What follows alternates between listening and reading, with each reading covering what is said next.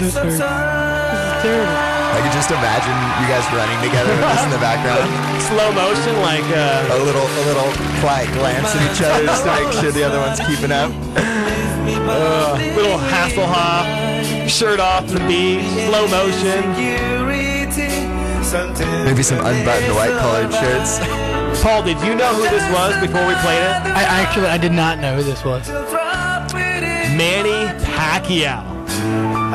The first three, now we have about 8 or 9 correct answers, so the first 3 in will win.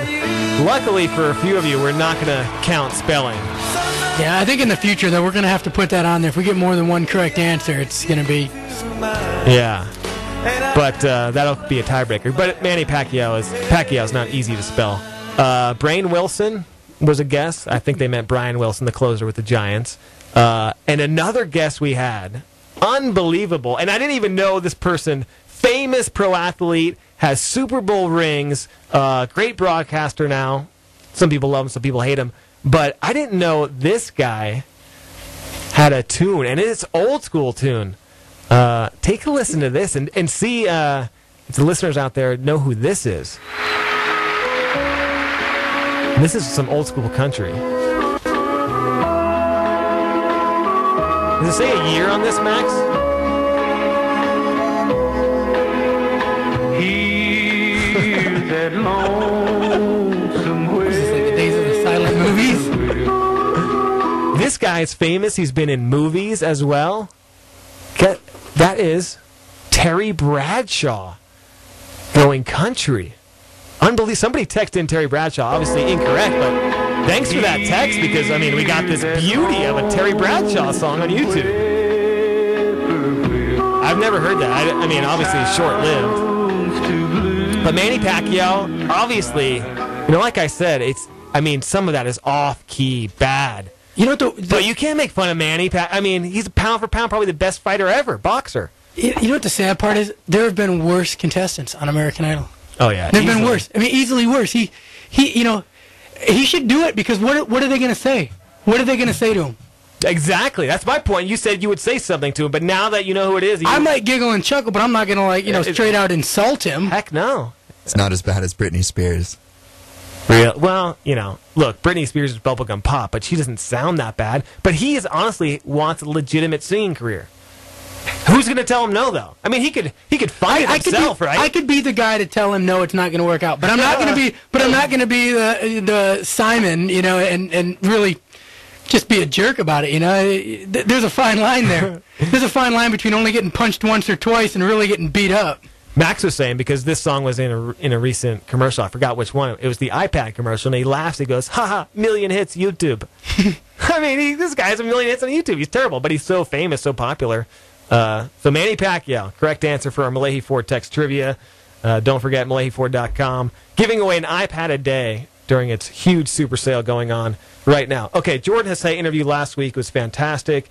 It was picked up by FlowTrack, Let's Run message boards. Runner Space just picked it up. What else picked it up? One Click Sports Now, big website up in Oregon. A lot of people were talking about. We don't have too much time to talk about this, but in the message boards, talking about her, redshirting at the end of next year, preparing for the Olympic year. And Paul obviously was an Olympic athlete, went to Michigan State, and this is something comes up during your college years, whether you dedicate that year to the school, you concentrate in the Olympics. Obviously, the Olympics are so huge and such an honor. How do you figure this, Paul? Is there even a debate with athletes and their college coaches about she's actually at one of the best places for that. Vin he's in touch not only with the athletes and how they're going to help the Oregon track program, but he's also in touch with the athletes that he knows have a future beyond college. And if it's something that can help her further her career, and it's not going to take a big chunk out of their talent pool, then he may let her do that. There actually is a provision, and I don't know, she would have to go to the NCAA to find out.